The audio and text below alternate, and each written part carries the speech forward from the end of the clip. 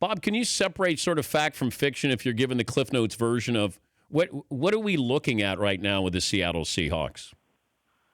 Well, I mean, I think there's a lot of fact in there. I guess it's a how much does each fact matter, and so much of this is a matter of perception and the individual people involved. I think the idea that that Super Bowl loss still hangs over Richard Sherman quite a bit. I think there's a lot of accuracy to that. Whether it hangs over every single guy, Bobby Wagner and Cam Chancellor and all those guys the same, probably not. I think Richard takes things much more internally and personally maybe than a lot of other guys on the team. In terms of trading Richard, I mean, anyone who really followed the Seahawks last year would understand what sort of led to that. I mean, there was a number of incidents. I mean, 2 really got a lot of publicity, but there were 4, 5, 6 others that maybe from a national standpoint did not, that I think to the organization were also, sort of illuminating, I guess. And so the idea of, as John Schneider, the general manager, said a little while ago, maybe Richard having a fresh start somewhere else might not have been the worst thing. I don't think they were looking to trade him like they just wanted to get rid of him, like it's a trade deadline and you're just dumping a guy. They were not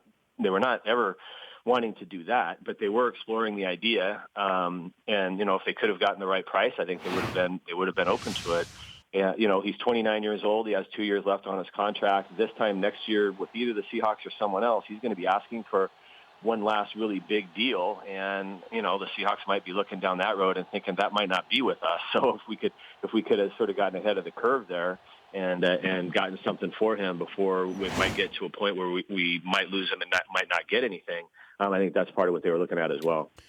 Yeah, it's interesting. I don't think Sherman's there too much longer, but the salary contract issue is certainly hanging over both of those. And if he wants to go to New England, kind of hard to send him to New England, given that contract there. But I guess they'll coexist. But it feels like Richard Sherman this past year, and I thought he talked a whole lot more than he ever has. And I don't think he backed it up this past year, whether he was hiding injury or not. But it's a fascinating team. The Dan Patrick Show, weekday mornings on Audience.